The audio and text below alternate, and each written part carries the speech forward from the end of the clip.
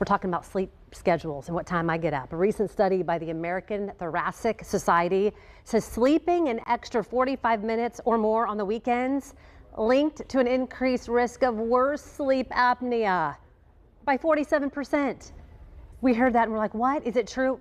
And what does it mean? Here to help share some insight is Dr. Akudo Anakwute, co-founder of Dreamland Health and Wellness. Good morning. And we heard this and we said, no. Good morning. Doctor, good morning.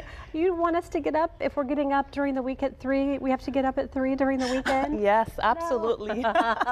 What is going on? What did this study show? So yes, this study was a really large study.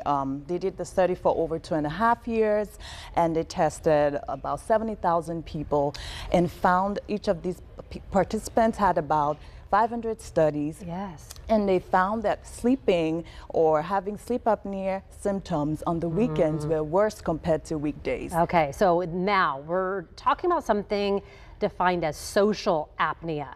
What is that? Good. So this was coined from two words, sleep apnea and social habits. Yes. And it just refers to the worsening of sleep apnea symptoms because of lifestyle choices that people make on the weekends. I'm sad because I want to sleep in and it feels really good and I feel like it's healthier if I'm only getting like maybe 4 hours or 5 hours during the week because I wake up so much.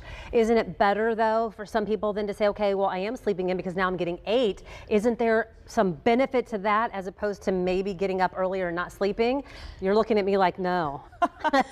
So the issue with that is that when you're sleeping on the weekends, you could get into a stage of sleep called REM stage of sleep.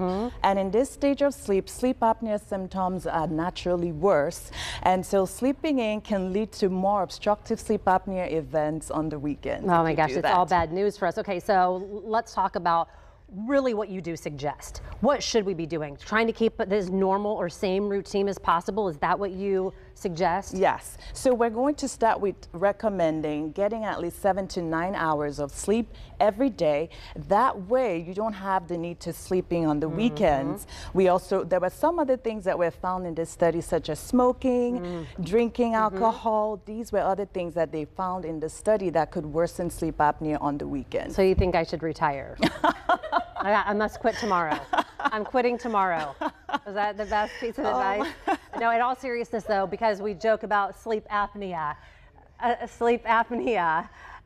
Why is that a concern? I mean, it's serious. It can be. Yes. So sleep apnea is a really serious medical condition where people repeatedly stop and start breathing while sleeping. Now, oxygen levels can drop to significantly low levels when they stop breathing, and long-term can lead to complications such as heart failure, heart attacks, dementia, mood problems. The list goes on and on. Sleep is important. Yes. That's what I'm hearing.